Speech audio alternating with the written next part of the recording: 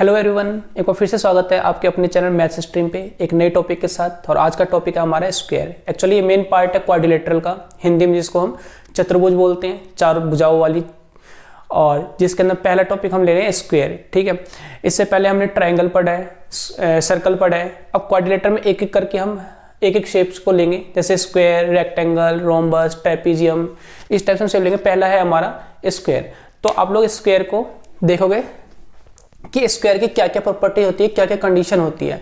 क्योंकि कई बार जब पेपर में जब फिगर्स आते हैं ना, कॉम्बिनेशन ऑफ फिगर्स आते हैं, स्क्वायर के अंदर सर्कल आ जाएगा या सर्कल के अंदर एक स्क्वायर आ जाएगा या ट्राइंगल सर्कल का कॉम्बिनेशन होते हैं, तो जब हर एक फिगर की आपको अलग अलग प्रॉपर्टीज पता होंगे, यानी गुणधर्म जब पता होंगे ना, तभी आप कहते हैं ना कि दिमाग लगा पाओगे कि इसकी क्या क्या प्रॉपर्टी है, क्या क्या चीज हो सकती है ये चीजें।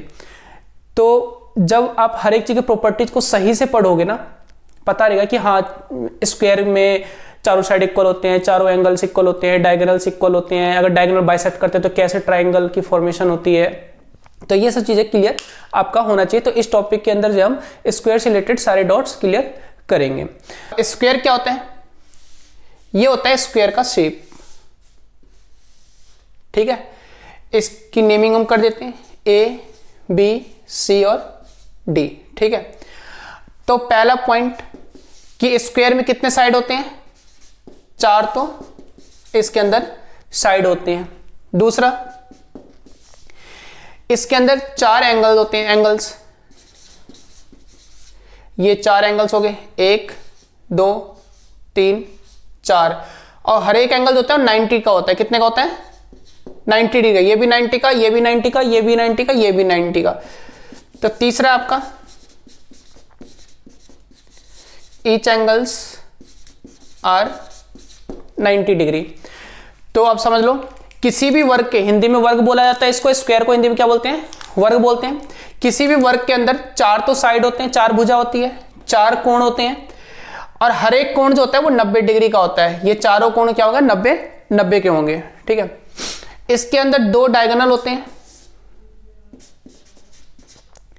2 इक्वल डायगोनल। ठीक है, डायगोनल को हम विकर्ण बोलते हैं, यानी ये हो गया डायगोनल इसका। ये क्या हो गया? डायगोनल। डायगोनल को हम क्या बोलते हैं? हम विकर्ण बोलते हैं।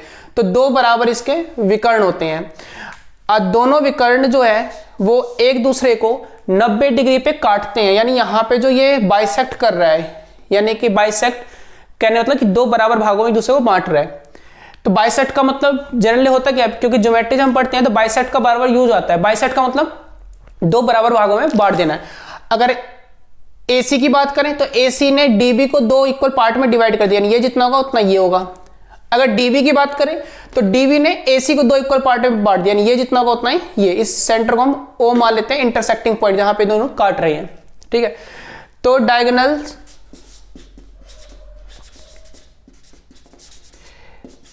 intersect each other at 90 degree. विकर्ण जो है एक दूसरे को 90 डिग्री पे प्रतिच्छेद करते हैं। ठीक है, उसके बाद इन चारों एंगल का सम कितना हो जाएगा? 90 90 90 90 कितना हो जाएगा? 360। तो ये आप कह सकते हो कि sum of all the angles of square is 360 degree. यानी कि स्क्वायर के चारों एंगल का सम कितना होगा? 360 डिग्री। ठीक है, एक बार देख लो। नेक्स्ट है इसका कि जो स्क्वायर के जो डायगोनल्स होते हैं, जो वर्ग के जो विकर्ण होते हैं, विकर्ण बता दें मैंने विकर्ण किसको बोलते हैं? ये आपका विकर्ण है, मतलब ये A है, ये B, ये C और ये D। तो अब देख ही रहे हो आप कि इसने क्या करा? स्क्वायर को दो ट्राइंगल में डिवाइड कर दिया। तो diagonal of a triangle triangle square, diagonal of a square divides into similar isosceles triangle. जो ये साइड है आपका, अब किसी भी दो ट्राइंगल को हम सिमिलर कैसे प्रूफ करते हैं या कॉन्ग्रुएंट कैसे प्रूफ करते हैं, ये आपके 9th क्लास में है। उसके ऊपर जब चैप्टर के ऊपर हम जब बनाएंगे वीडियो तो उसके अंदर आपको पूरा समझा दूंगा कैसे कभी दो ट्राइंगल को हम सिमिलर या कॉन्ग्रुएंट प्रूफ करते हैं। ठीक है, अभी सिमिलर का मतलब समझ लो एक जैसा।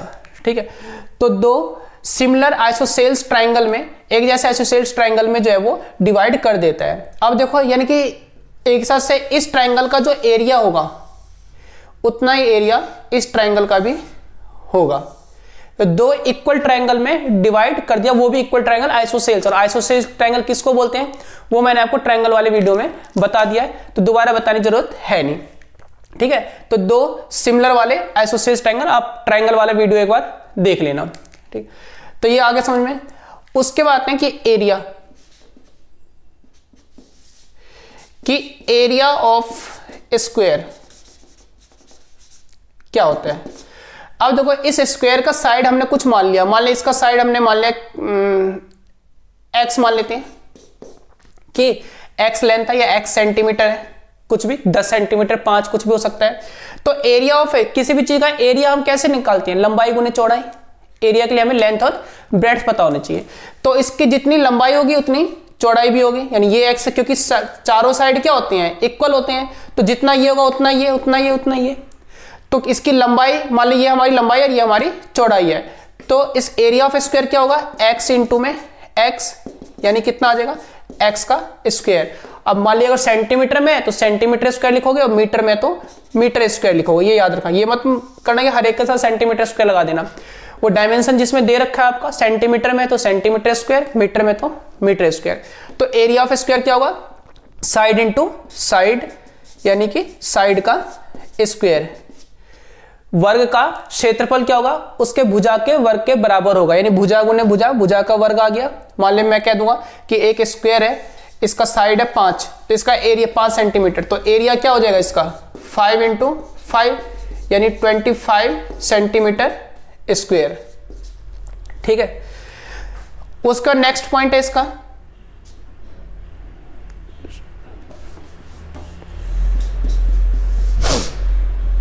नेक्स्ट पॉइंट इसका पेरीमीटर।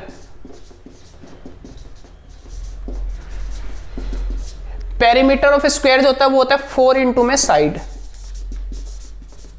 4 इंटू में साइड, यानी 4 गुणे में भुजा। 4 क्यों, पेरीमीटर परिधि, परिधि किसको बोलते हैं चारों तरफ की बाउंड्री की लेंथ। तो चारों तरफ की जो बाउंड्री है उसकी लेंथ कितनी है x x x x, यानी 4 बार x। जैसे मैं 5 मान लिया तो 5 5 5 और 5, तो 4 बार 5 है तो 4 गुणे में 5 यानी 20। ठीक है, तो 4 इंटू साइड। फिर वही सेंटीमीटर में तो सेंटीमीटर, मीटर में तो मीटर। इसमें स्क्वायर नहीं लगाना क्योंकि लेंथ है, एरिया में स्क्वायर लगाते हैं सेंटीमीटर स्क्वायर। पेरीमीटर में जो है जब लेंथ मेजर करते हैं तो सेंटीमीटर होगा, मीटर होगा, किलोमीटर होगा, ऐसे होगा, उसके ऊपर स्क्वायर नहीं होगा। एरिया जब होगा तो स्क्वायर के फॉर्म में होगा उसका डायमेंशन। तो पेरीमीटर हो गया इसका 4 इंटू साइड। ठीक है, चलो एक बार इसको आप देख लो पहले। अब इस फिगर को देख लो आप लोग, क्या है ABCD हमारा एक वर्ग है, स्क्वायर है, AC इसका एक डायगोनल है। अब इस AC की लेंथ को अगर आप निकालना हो तो कैसे निकालोगे, देखो मैंने बता दिया वर्ग का हर एक एंगल कितने 90 का होता है। और कल मैंने बताया था आपको ट्राइंगल के अंदर कि जो राइट ट्राइंगल होता है उसके अंदर पाइथागोरस का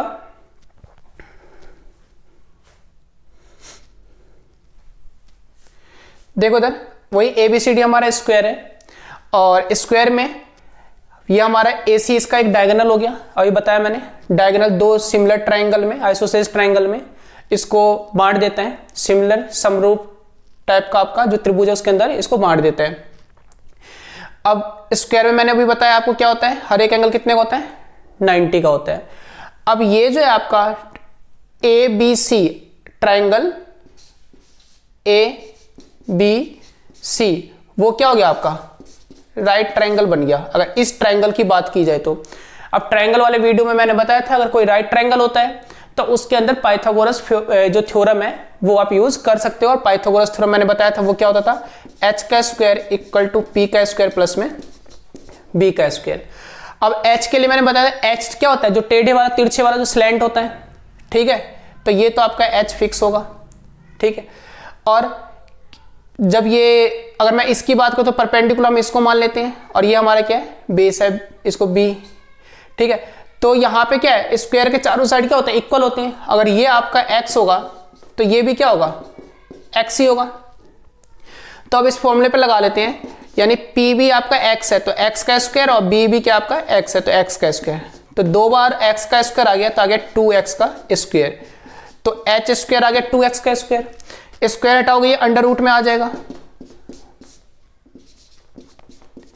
अब जिसके ऊपर स्क्वायर है, स्क्वायर से अंडर रूट हट जाता है, 2 तो किसी का स्क्वायर होता नहीं है, तो ये हो जाएगा हमारा अंडर रूट 2x।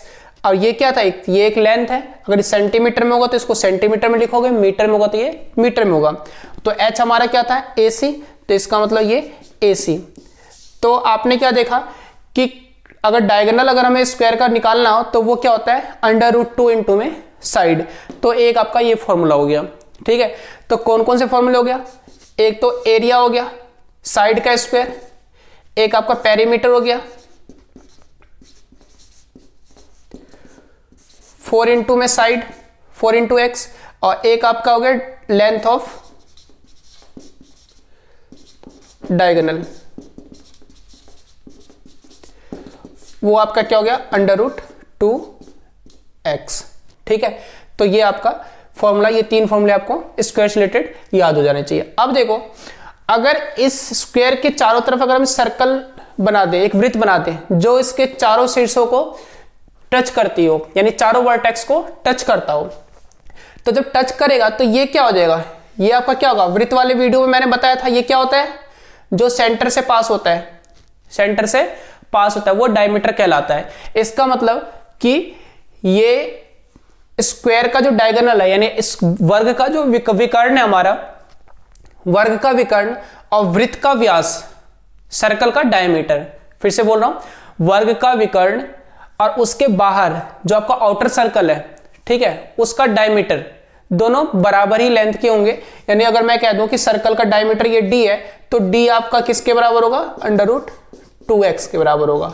याद रखना ये वर्ग के कंडीशन में होगा, किसी और क्वाड्रिलेटरल के कंडीशन में ये जरूरी नहीं है।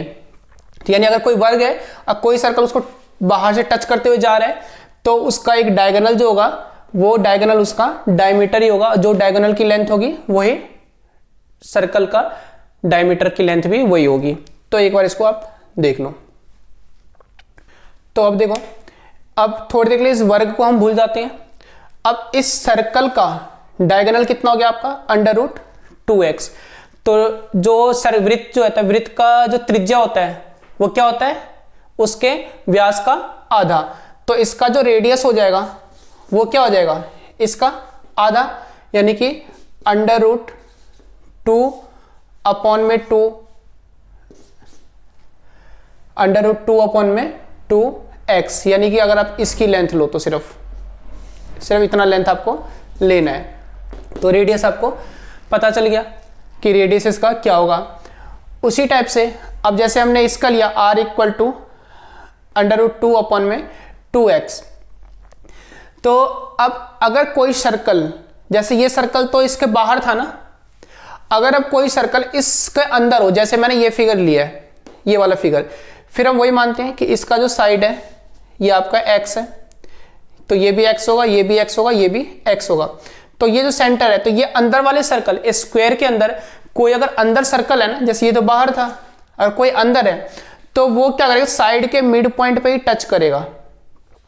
ये क्या है, साइड के मिड पॉइंट पे ही टच करेगा। इसका भी प्रूफ है, जब हम ट्रायंगल वाले हम चैप्टर में जब सिमिलर प्रूफ करते हैं ना, तो उस टाइम पे आपको प्रूफ कर देते हैं कि ये चीज है वो मिड पॉइंट होती है। ठीक है, अभी आप समझ लो सिर्फ ये मिड पॉइंट है। तो ये अगर x है तो ये आधा कितना हो जाएगा इसका, x/2। मिड पॉइंट अगर ये बीच की बिंदु हो जाएगी तो मध्य बिंदु इसे हम बोलते हैं, तो ये कितना हो जाएगा, x/2। तो अगर यहां से लेके यहां तक x/2 होगा तो ये भी क्या होगा आपका, x/2 होगा ना, ये भी क्या होगा आपका, x/2।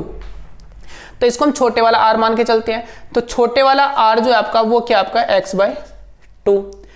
और इसका डायगोनल, इसकी लेंथ क्या निकाला था हमने यहां से, अंडर रूट 2x, यानी डायगोनल जो था वो क्या था, अंडर रूट 2x। तो इसका डायगोनल जो है वो है आपका √2x। ठीक है, अब अगर आप x की जगह पे ये वैल्यू पुट करते हो, यानी x की वैल्यू यहां से अगर निकालोगे तो क्या आएगा, x इक्वल टू 2r। अब x की वैल्यू यहां पे पुट कर दो तो √2 इंटू में 2r, तो होगा 2√2r।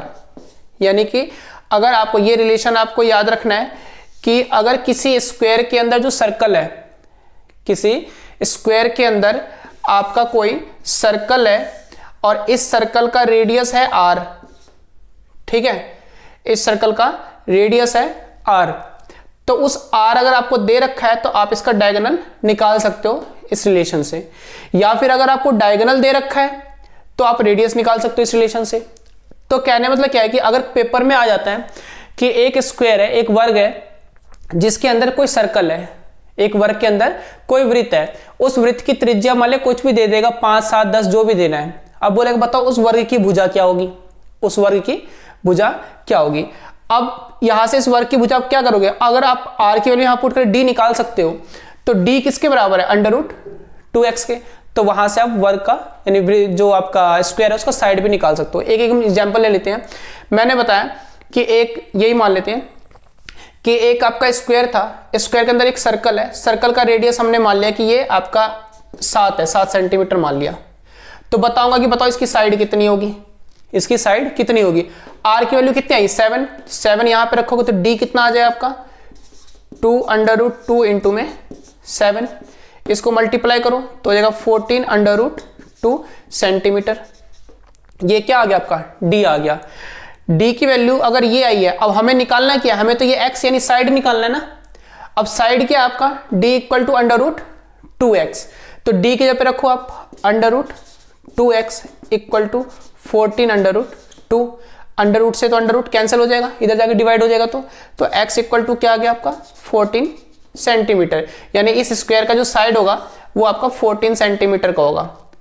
तो इसका पेरीमीटर कितना होगा बताओ। अब पेरीमीटर क्या होता है, साइड इंटू 4 इंटू में साइड, तो 4 इंटू में 14 यानी 56 आ गया सेंटीमीटर। एरिया कितना होगा, तो एरिया क्या होगा साइड इंटू साइड, 14 इंटू में 14 यानी 196 सेंटीमीटर स्क्वायर। तो क्या देखा हमने कि हमें एक रेडियस दे रखा था, हमें इस फिगर के अंदर एक रेडियस दे रखा था और क्या क्या पूछ सकता था बताओ, स्क्वायर का डायगोनल क्या होगा, ठीक है, स्क्वायर का एरिया कितना होगा, स्क्वायर का पेरीमीटर कितना होगा, स्क्वायर का साइड क्या होगा। तो ये चीज आपने एक रेडियस से फाइंड करते, इसलिए कहता हूं कि ये रिलेशन आपको याद रखनी जरूरी है, ठीक है। एक बार आप लोग इसको देख लो। अब देखो कुछ हम रिलेशन लेते हैं कि एरिया और साइड में क्या रिलेशन था, पेरीमीटर साइड में क्या रिलेशन है। अब आपको पता चल गया मैंने साइड क्या लिया था, स्क्वायर का x लिया था, साइड आप याद रखना, साइड क्या था x था, जो भी था सेंटीमीटर मीटर जिसमें है। डायगोनल हमारा क्या आ गया था स्क्वायर का √2x, ठीक है। अब मैं कहूंगा कि अगर एरिया क्या था उसका x का स्क्वायर, साइड का स्क्वायर, अब पेरीमीटर क्या था 4 इंटू साइड। अब रिलेशन देखो, अगर मैं कहूंगा कि जो इसका डायगोनल था, जो विकर्ण था, डी आपका डायमीटर नहीं डायगोनल मैं यूज कर रहा हूं यहाँ पे, जो विकर्ण था स्क्वायर का विकर्ण आपका, फिर से बता रहा हूं विकर्ण आपका ये होता है, ये चीज विकर्ण होता है डायगोनल। तो इस डायगोनल और एरिया में क्या रिलेशन है, डायगोनल और एरिया में क्या रिलेशन है। तो देखो इधर ए किसके बराबर है एक्स स्क्वायर के, तो x इक्वल टू क्या होगा, स्क्वायर हटता है तो सामने वाले अंडर रूट में आते हैं, तो x इक्वल टू आ जाएगा √a। अब d किसके बराबर था √2 इन x के, अब x क्या हमारा ये, तो x की वैल्यू √a यहां पुट कर दो तो क्या आ जाएगा √2 इंटू में √a, ठीक है। अब इन दोनों को मल्टीप्लाई करें, दोनों को एक साथ लग जाएगा अंडर रूट, तो हो जाएगा √2a। तो विकर्ण और एरिया में ये रिलेशन है। तो अगर अब यही ट्रिक बन जाती है हमारी, यही क्या होती है ट्रिक कोई ऐसा नहीं अलग से कोई ट्रिक आता है, इसी से एक चीज को हम ड्राइव करते हैं, लास्ट में जो उसका फाइनल आंसर आता है वो अगर हमें याद रहे तो वो हमारी ट्रिक बन जाती है। देखो ये कोई स्क्वायर है, इसका डायगोनल दे दिया हमने और इसका साइड मान लिया कि हमने मान लिया कि ये 4 साइड है इसका, 4 सेंटीमीटर इसका साइड है, ठीक है। अब 4 सेंटीमीटर साइड है तो एरिया आप क्या आ जाएगा, इसका एरिया जो आ जाएगा वो कितना हो जाएगा 16 सेंटीमीटर स्क्वायर। अब एरिया आपको पता है तो पेपर में जैसे मैंने यहाँ पे साइड बता दिया तो एरिया बता दिया। अगर आपको बता देगा कि एरिया किसी स्क्वायर का 16 सेंटीमीटर स्क्वायर है तो मतलब डायगोनल क्या है, तो डायगोनल क्या हो जाएगा आपका d equal to √2a, area कितना आ गया 16, 16 तो 4 का स्क्वायर होता है तो 4 बाहर आ जाएगा, 4√2, तो ये आ जाएगा 4√2। तो ये ऐसे देखो, ये p इक्वल टू क्या हमारा, p इक्वल टू क्या है 4x और d इक्वल टू क्या है √2x। तो अगर d और p में कोई रिलेशन बोलेगा, किस चीज का रिलेशन है, तो बताओ। अगर यहां से p इक्वल टू 4x है तो x इक्वल टू क्या आ जाएगा p/4, x पे ये वैल्यू पुट कर दो तो d इक्वल टू आ गया √2 p/4। तो √2 p, 4 को आप क्या लिखोगे 2 × 2। अब 2 और √2, तो अंडर से 2 जब जाएगा तो क्या होगा, 2 के अंदर 2 बार √2 होता है, पता है ना। √2 को √2 से मल्टीप्लाई कर दो तो 2 होता है, यानी कि 2 को अगर √2 से कैंसिल करोगे तो एक √2 कैंसिल हो जाएगा, एक आपका बच जाएगा।